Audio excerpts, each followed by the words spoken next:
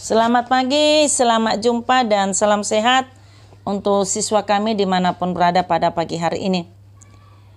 Pada pagi hari ini kita akan melanjutkan pembelajaran kita dengan materi kondisi alam Indonesia.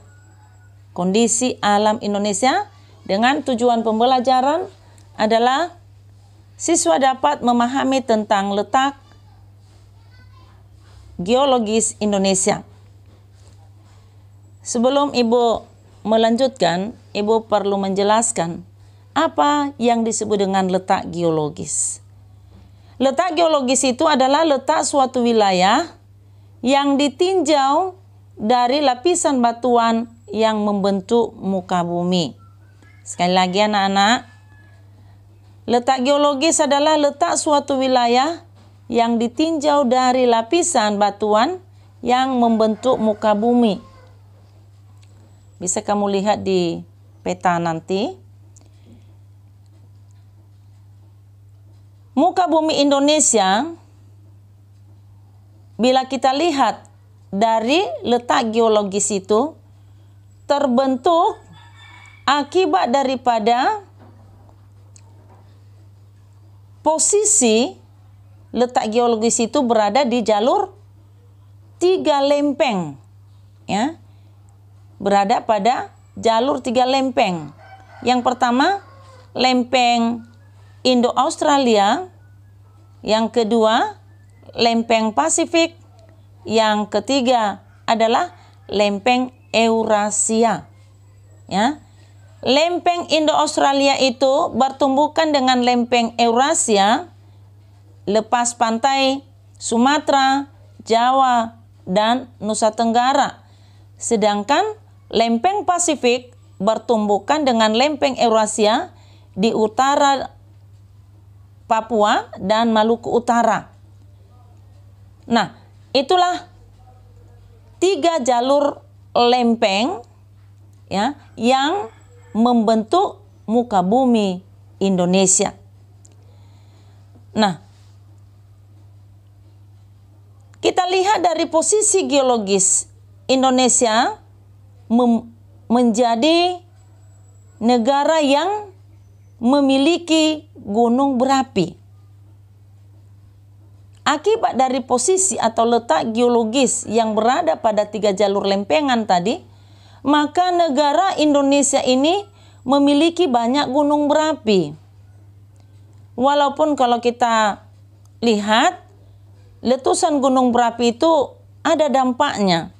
Ya, ada dampak positifnya dan ada juga dampak negatifnya, ya. Ya, dampak positif daripada letusan gunung berapi, ya, ada 8. Ya. Apa itu dampak positifnya? Ya. Dampak positifnya yang pertama, adanya destinasi wisata baru. Ya. Yang kedua, bisa menjadi pembangkit listrik vulkanik. Ketiga, pasir dan batu jadi bahan bangunan.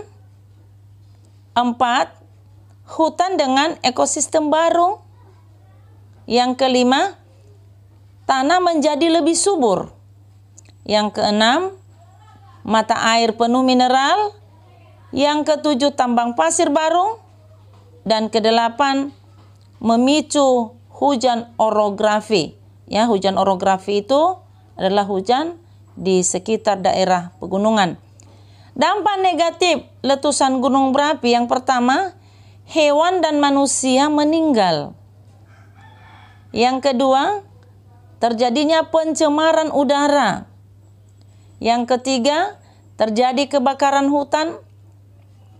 Yang keempat, awan panas. Yang kelima, hujan batuan pijar. Yang keenam, lahar yang merusak. Yang ketujuh, melumpuhkan aktivitas masyarakat. Dan yang terakhir adalah guguran lava pijar. Jadi itulah dampak positif dan dampak negatif daripada letusan gunung berapi. Nah, sebelum gunung berapi itu meletus, ada beberapa ciri-ciri yang bisa dirasakan oleh masyarakat atau penduduk setempat dan juga hewan dan tumbuhan yang ada di atasnya. Apa itu ciri-ciri gunung berapi yang akan meletus?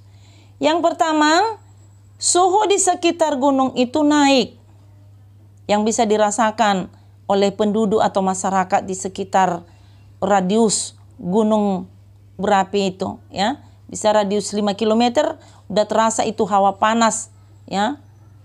Nah, kalau mereka sudah mulai merasakan itu, berarti itulah tanda-tandanya bahwa gunung ini mulai bererupsi, ya, mau meletus. Mungkin menunggu saatnya saja, ya. Yang kedua, mata air menjadi kering, ya. Yang ketiga, sering mengeluarkan gemuruh, ya, kadang disertai dengan getaran atau gempa kecil, ya. Itu yang sering terjadi, ya, sebelum gunung meletus, ya. Yang kemudian, tumbuhan di sekitar gunung itu layu. Yang berikut, binatang di sekitar gunung bermigrasi atau berpindah, mereka mencari tempat yang lebih nyaman. Yang berikutnya, keluar awan panas. Nah, itulah ciri-ciri gunung meletus. Ya, ciri-ciri gunung meletus ini sebelumnya pravulkanik sebelum terjadi letusan gunung berapi, ya. Itulah tadi ada 6 ciri-ciri daripada pravulkanik atau sebelum gunung berapi meletus, ya. Nah, anak-anak kami, akibat daripada letusan gunung berapi bisa juga menimbulkan gempa bumi. Nah, biasanya gempa bumi yang ditimbulkan akibat daripada aktivitas vulkanik itu disebut dengan gempa vulkanik, ya. Maka gempa atau jenis gempa yang ada atau kita ketahui ada 4. Yang pertama, gempa vulkanik, ya. Gempa vulkanik yang baru saja Ibu katakan, gempa yang terjadi akibat daripada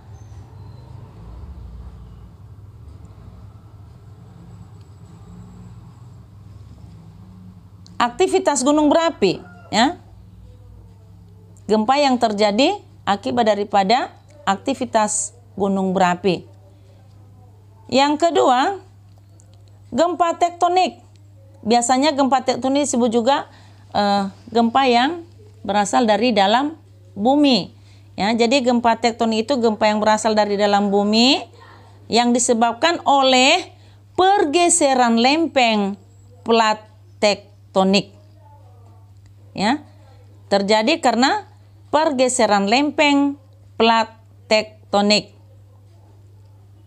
ya. Artinya gempa tektonik itu terjadi karena besarnya tenaga yang dihasilkan akibat adanya tekanan antara lempeng batuan dalam perut bumi, ya. Dan ketika terjadi gempa tektonik ini sangat-sangat kita rasakan getarannya, ya.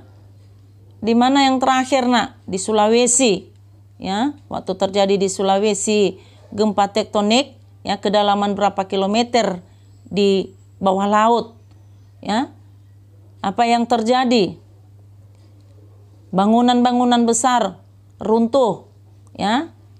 Manusia banyak yang menjadi korban, ya, yang meninggal, ya. Masih kita syukuri lagi kalau gempa tektonik ini tidak berpotensi tsunami. Kalau sempat lagi berpotensi tsunami, itulah yang membahayakan lagi.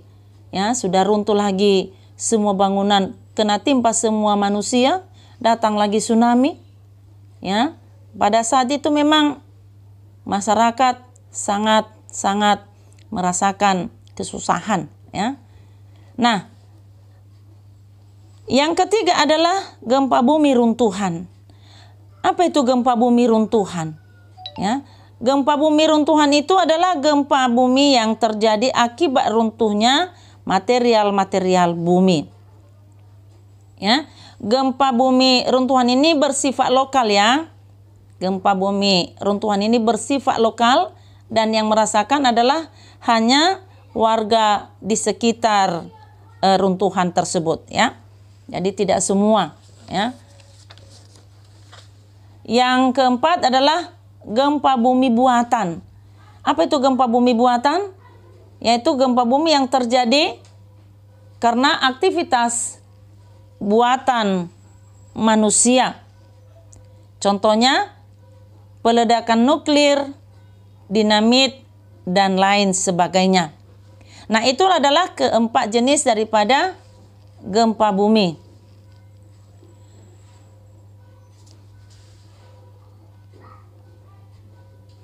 Nah, jenis-jenis gunung berapi berdasarkan bentuk.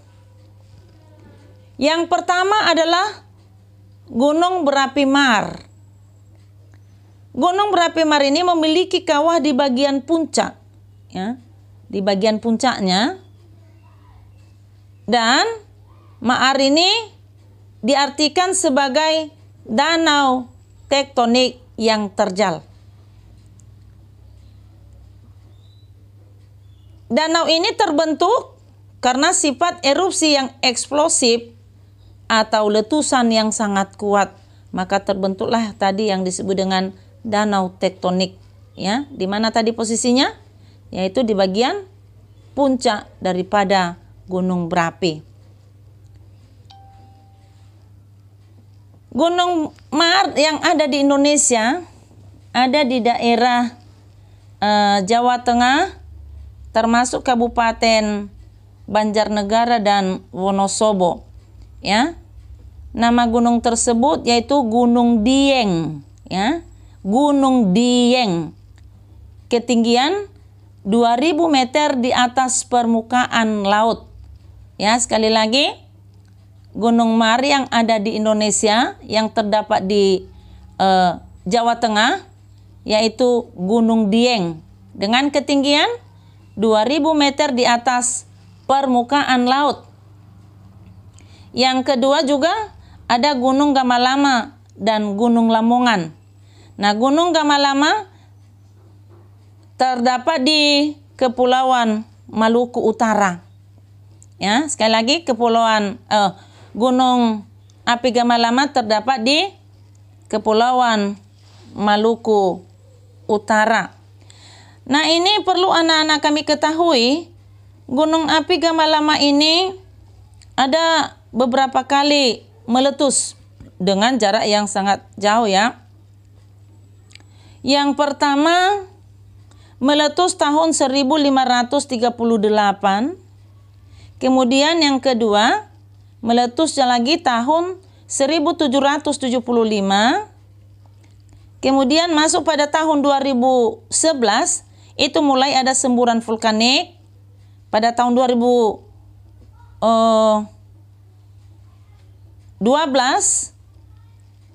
Gunung Gamalama kembali meletus. Jadi ada 3 kali dia meletus dengan jarak yang sangat jauh ya. Yang pertama tadi tahun 1538. Kemudian yang kedua tahun 1775 dan yang ketiga tahun 2012, 8 tahun yang silam. Ya, itu Gunung Gamalama ya.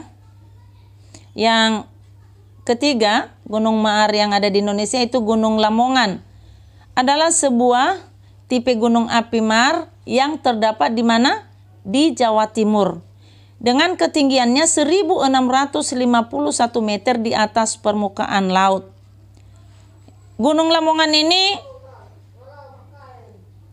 termasuk pada 2 kabupaten ya, yaitu Lumajang dan Probolinggo. Letusan yang pertama adalah tahun 1799 sampai akhir abad ke-20. Ya, jadi itulah 3 gunung yang ada di Indonesia yang tipe Mar ya. Yang kedua, Gunung Api Perisai. Gunung Api Perisai memiliki alas yang luas dan bentuk lereng yang sangat landai. Gunung api perisai terbentuk karena ada letusan besar yang membuat lubang besar atau eksplosif pada puncak yang disebut dengan kawah.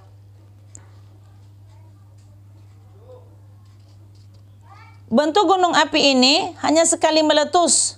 Ya, setelah itu gunung api ini menjadi gunung api yang mati, ya, tidak lagi aktif, ya.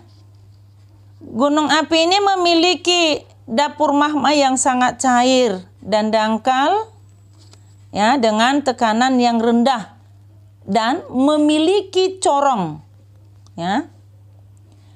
Lereng-lereng yang ada di sekeliling gunung api tersebut itu terbentuk dan sangat landai, ya, sangat landai, ya. Lain kalau di gunung api Maar, gunung api Strato itu curam, ya, apanya lerengnya, ya. Kalau ini landai. Jadi kalau mungkin setelah gunung api ini mati, banyak orang menjadikan tempat itu menjadi tempat rekreasi atau tempat wisata, ya, karena di sana nanti pada saat sudah aman, ya, nggak aktif lagi gunungnya, tumbuhan yang ada di sekelilingnya itu sangat subur sekali, ya, sangat subur sekali.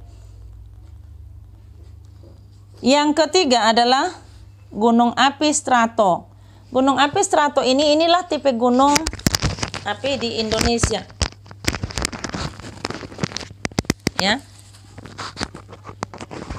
Gunung api Strato adalah tipe gunung api yang ada di Indonesia. Artinya kalau gunung api Strato ini, nak, ya, meletus berulang-ulang, bukan hanya sekali, ya. Kalau gunung api perisai tadi hanya sekali meletus, kalau Strato tidak, berulang-ulang, ya. Gunung api Strato adalah gunung api tipe gunung api Indonesia dan sifatnya, ya, meletus secara berulang-ulang. Dan gunung api Strato ini berbentuk kerucut dan memiliki lereng yang curam. Ada berapa ciri-ciri gunung api Strato? Yang pertama, gunung api Strato terbentuk akibat daripada erupsi yang bergantian antara efusif dan eksplosif. Kemudian mengalami letusan yang berkali-kali dengan dapur magma yang dalam dan kekentalan magma yang tinggi. Ya, contoh daripada gunung Strato salah satunya adalah Gunung Tangkuban Perahu, ya. Bahkan sebagian besar gunung api di Indonesia itu adalah tipe gunung api Strato. Dan gunung api ini bukan hanya di satu tempat atau bukan hanya di satu daerah, ya, tetapi gunung api tersebar di sepanjang Pulau Sumatera, Jawa sampai Nusa Tenggara. Anak-anak kami perlu mengetahui bahwa letusan gunung berapi itu beberapa kali terjadi, ya, beberapa ratus tahun sebelumnya, ya. Letusan gunung berapi yang sangat dahsyat, ya. Kami ambil di sini ada 6 saja, walaupun banyak ada beberapa lagi yang lain, ya. Kami ambil di sini hanya 6. Yang pertama adalah Gunung Tambora, ya. Gunung Tambora ini terletak di Sumbawa. Dan Gunung Tambora meletus pada tanggal 10 April 1815. Ya, pada saat Gunung Tambora itu meletus, ya benar-benar sangat hebat, sangat dahsyat, ya. Sehingga bisa disamakan dia pada waktu itu sama seperti ratusan ribu bom atom yang meledak, ya. Itulah hebatnya, itulah kuatnya, itulah dahsyatnya, ya, pada saat Gunung Tambora meletus. Akibat daripada letusan Gunung Tambora tahun 1815 itu banyak yang menjadi korban.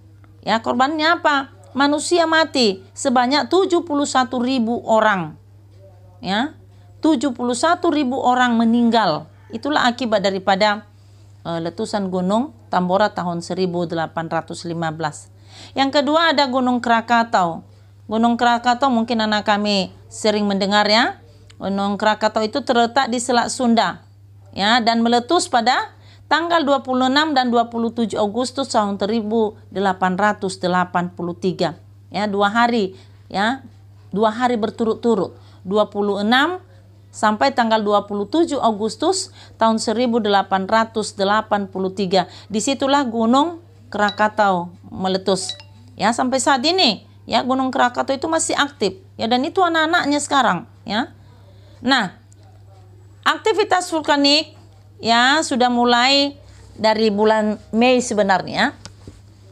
Gunung Krakatau ini sebelum meletus tanggal 26 dan 27 itu tahun 1883, di bulan Mei sebelumnya sudah mulai ada tandanya, sudah mulai bererupsi ya.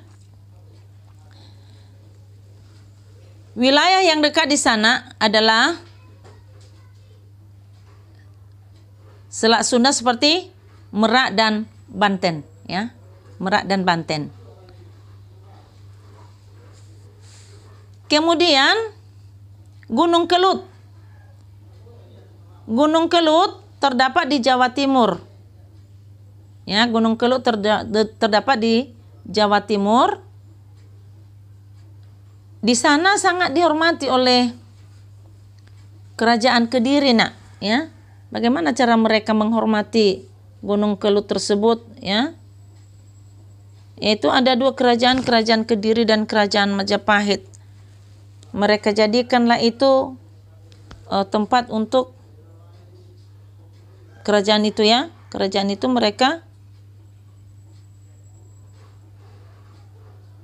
mendirikan satu candi ya, Pala atau Candi Penataran, yang digunakan untuk tempat persembahan kepada gunung ya. Kerajaan Kediri dan Kerajaan Majapahit itu mendirikan candi Pala atau Candi Penataran yang fungsinya atau gunanya adalah tempat penyembahan kepada gunung api Kelut ya. Nah, Gunung Api Kelut itu meletus tahun 2014 lalu ya. 2014 berarti 6 tahun yang lalu Gunung Kelut meletus ya. Yang keempat adalah Gunung Merapi. Gunung Merapi terletak di Provinsi Jawa Tengah dan Yogyakarta dengan ketinggian 2.968 meter di atas permukaan laut. Sejak abad ke-16 terus melakukan erupsi, dan tahun 2010 ada 153 orang yang meninggal akibat letusan Gunung Merapi tersebut ya, dan 320.000 kehilangan tempat tinggal ya. Sekali lagi, yang meninggal tadi pada tahun 2014 itu Gunung Merapi itu waktu meletus tahun 2010 ada 153 orang yang meninggal dan 320.000 yang kehilangan tempat tinggal ya. Itu sangat-sangat itu adalah bencana yang sangat-sangat membahayakan bagi kehidupan manusia. Yang kelima adalah Gunung Samalas yang terletak di Pulau Lombok. Nah, gunung ini juga meletus pada tahun 1257 dan memuntahkan 10 mil kubik batu kerat ke atmosfer ya. Ke atmosfer, 10 mil kubik batu ke atmosfer. Yang keenam adalah Gunung Api Toba Samosir ya. Meletus 73.000 tahun yang lalu ya, sudah sangat lama sekali ya. Kalau kita melintas, kalau kita ke Medan, kita lintasi, kita lewati itu Danau Toba, dan itulah sejarahnya ya. 73.000 tahun yang lalu gunung api itu meletus ya, Gunung Api Toba itu meletus, dan itu sangat dahsyat sekali ya. Sangat kuat ya. Gunung Api Toba Samosir ini juga menutupi 2.800 km kubik daerah sekitarnya dengan abu vulkanik ya. dan menyebabkan terjadinya hujan besar di Indonesia dan di India. Itulah dampaknya, itulah efeknya ya. Itulah akibatnya ya, mengakibatkan hujan besar di Indonesia dan sampai di India. Bayangkan ya berapa jauh jarak kita dengan negara India. Penyebab Gunung Toba Samosir ini meletus yaitu karena kepadatan dan tekanan yang umumnya cara planet bumi melepaskan kelebihan panas dan tekanan. Yang sekarang yang masih kita lihat di Sumatera Utara, ada satu gunung yang masih aktif, yaitu Gunung Sinabung. Nah, di mana Gunung Sinabung ini letaknya, Nak? Yaitu di dataran tinggi Karo, ya, di daerah Karo ya. Disitulah Gunung Sinabung. Sampai saat ini masih aktif, ya. Mulai tahun 2013 ya. Tetapi sebelumnya Gunung Sinabung telah tertidur selama 400 tahun dan kembali aktif pada tahun 2010 sampai saat ini masih aktif. Ini sekarang sudah tahun 2020 ya. Sekali lagi 400 tahun yang silam ya Gunung Sinabung itu meletus. Ya, 400 tahun itu sudah diam ya, tidak aktif. Kembali aktif dia mulai tahun 2010 sampai sekarang gunung api Sinabung itu masih aktif. Ya. Jadi inilah pelajaran kita pada pagi hari ini mengenai kondisi alam Indonesia ya. Dengan tujuan pembelajaran tadi yaitu siswa dapat memahami letak geologis Indonesia. Jadi untuk itu kepada anak-anak kami tugas tuliskan nama-nama gunung berapi yang ada di Indonesia. Kemudian tuliskan letaknya di mana, provinsi mana, dan status gunung apinya bagaimana, aktif atau mati. Kemudian tuliskan ketinggian gunung api tersebut. Tugas berikutnya, tuliskan dampak positif dan dampak negatif daripada letusan gunung berapi.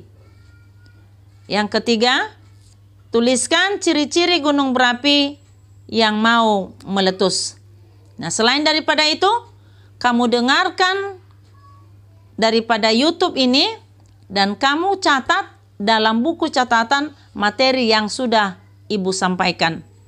Ibu harapkan kepada seluruh siswa kami supaya secepatnya kamu antarkan tugas-tugasmu atau kamu kirim melalui classroom supaya Ibu bisa melihat siapa yang sudah menyerahkan tugasnya dan siapa yang belum menyerahkan tugasnya. Tetap semangat anak-anak kami ya, dan tetap mengikuti protokol kesehatan ya. Jangan karena di rumah kamu suka-suka mau main-main di luar sana ya, dan itu sangat membahayakan bagi dirimu sendiri dan bagi keluarga Anda sendiri. Demikian saja pertemuan kita pada pagi hari ini. Semoga materi yang sudah Ibu sampaikan anak-anak kami bisa mengerti dan memahaminya. Terima kasih, selamat pagi.